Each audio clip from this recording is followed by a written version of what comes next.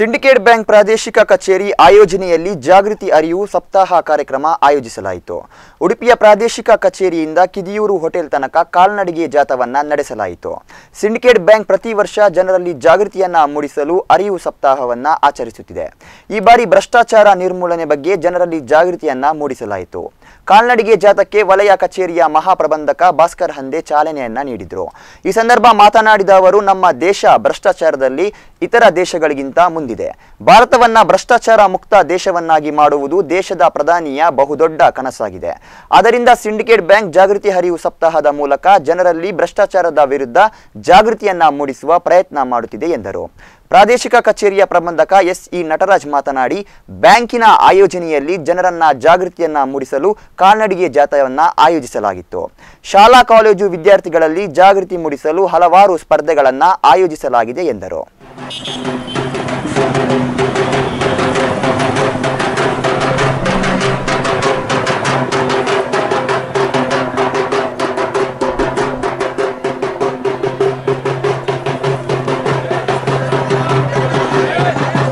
ನಿಮಗೆಲ್ಲ ಗೊತ್ತಿದೆ, ನಮ್ಮ ದೇಶ ತನ್ನ 75ನೇ ಒಂದು ಸ್ವಾತಂತ್ರ್ಯದ ವಾರ್ಷಿಕೋತ್ಸವವನ್ನು 2022ನೇ ಇಸ್ವಿಯಲ್ಲಿ ಆಚರಿಸ್ತಾ ಇದೆ.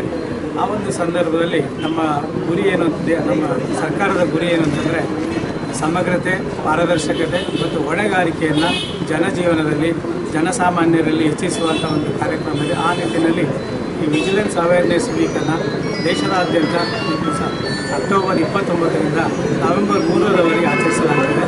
ಎಲ್ಲ ಒಂದು ಗೌರ್ಮೆಂಟ್ ಡಿಪಾರ್ಟ್ಮೆಂಟ್ಗಳಲ್ಲಿ ಈ ಒಂದು ಕಾರ್ಯಕ್ರಮವನ್ನು ಹಮ್ಮಿಕೊಳ್ಳಲಾಗಿದೆ. ಈ ಸಂದರ್ಭದಲ್ಲಿ ಈ ವರ್ಷದ ಒಂದು ಥೀಮ್ ಏನಂದರೆ ಭ್ರಷ್ಟಾಚಾರ ನಿರ್ಮೂಲನೆ ಮತ್ತು ನವಭಾರತ ನಿರ್ಮಾಣ ಒಂದು ಉದ್ದೇಶ.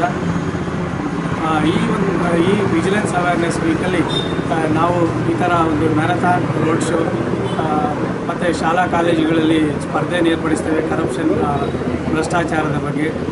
ಅದೇ ರೀತಿ ಕಾರ್ಯಾಗಾರ ಮತ್ತು ಸಂವೇದನೆಗಳನ್ನು ನಾವು ಏರ್ಪಡಿಸ್ತೇವೆ. ಈ ಶಪಥ ಅಥವಾ ಎಲೆಕ್ಟ್ರಾನಿಕ್ ಮಾಧ್ಯಮದಲ್ಲಿ ಶಪಥವನ್ನು ಮಾಡ್ತೇವೆ.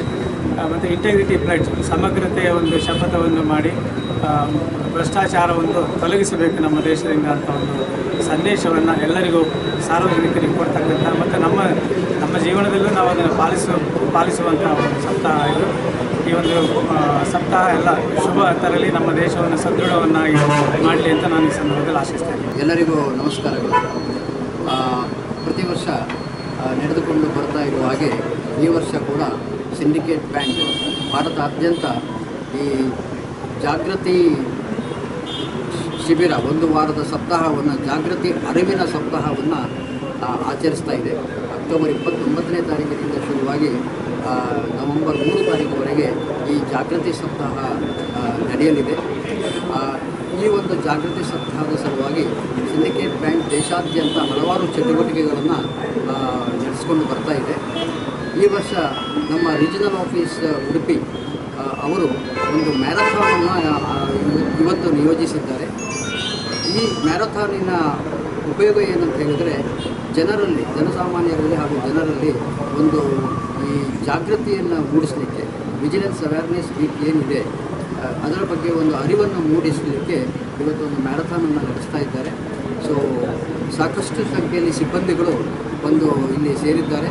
ಸೊ ಇದು ಇಲ್ಲಿಯಿಂದ ನಮ್ಮ ಕಿದಿಯೂರು ಹೋಟೆಲ್ವರೆಗೆ ನಡೆದು ಹೋಗಿ ವಾಪಸ್ ಬರ್ತದೆ. ಹಾಗೆ ಉಡುಪಿ ರೀಜನಲ್ ಆಫೀಸ್ನವರು ಸ್ಕೂಲ್ ಕಾಲೇಜುಗಳಲ್ಲಿ ಕೂಡ ಕೆಲವು ಲೆಕ್ಚರ್ ಪ್ರೋಗ್ರಾಮ್ಗಳನ್ನು ಜಾಗೃತಿ ಸಪ್ತಾಹದ ಬಗ್ಗೆ ಮಾಡಲಿದ್ದಾರೆ. ಮೊನ್ನೆತ್ತಲೇ ನಾವು ಝೋನಲ್ ಆಫೀಸ್ ಮಣಿಪಾಲದಲ್ಲಿ ಒಂದು ಮಾನವ ಸರಪಳಿಯನ್ನು ಮಾಡಿ ಬಹಳ ಒಂದು ಸಕ್ಸಸ್ಫುಲ್ ಆಗಿದೆ. ಇವತ್ತು ಕೂಡ ಈ ಜಾಗೃತಿ ಅರಿವಿನ ಸಪ್ತಾಹದ ನಡೆಯುತ್ತಿರುವಂತಹ ಒಂದು ಮ್ಯಾರಥಾನ್ ಅತ್ಯಂತ ಜಯಪ್ರದ ಆಗ್ತದೆ ಅಂತ ನಾನು ಹಾರೈಸ್ತೇನೆ. ಹಾಗೆ ಇದರಲ್ಲಿ ಜನಜಾಗೃತಿಯನ್ನು ಮೂಡಿಸಿ ದೇಶದಲ್ಲಿ ಭ್ರಷ್ಟಾಚಾರವನ್ನು ಎಷ್ಟು ಕಡಿಮೆ ತರಲಿಕ್ಕೆ ಸಾಧ್ಯತೆ ಇದೆ ಅಷ್ಟು ಮಟ್ಟದ ಪ್ರಯತ್ನವನ್ನು ನಾವು ದೇಶದ ನಾಗರಿಕರಾಗಿ ಹಾಗೂ ಸಾರ್ವಜನಿಕ ರಂಗದ ಬ್ಯಾಂಕುಗಳ ಎಂಪ್ಲಾಯೀಸ್ ಆಗಿ ನಾವು ಇದನ್ನು ಮಾಡಬೇಕಾಗ್ತದೆ. ಸೊ ಆದ್ದರಿಂದ ಪ್ರತಿಯೊಬ್ಬ ವ್ಯಕ್ತಿಯು ಈ ಸಮಾಜದಲ್ಲಿ ಭ್ರಷ್ಟಾಚಾರದ ವಿರುದ್ಧ ಹೋರಾಡಬೇಕು ಅಂತ ನನ್ನ ಕಳಕಳಿ.